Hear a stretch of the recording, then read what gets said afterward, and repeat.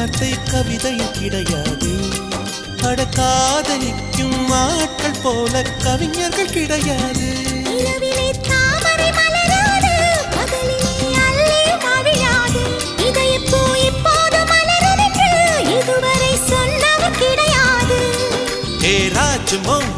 ரம்பா ரம்பா உன்னி எடக்கெட தங்கம் தர துடிக்கும் நெஞ்சம். கைகள் தொடாமல் கண்களால் நெஞ்சை பந்தாடினாய்.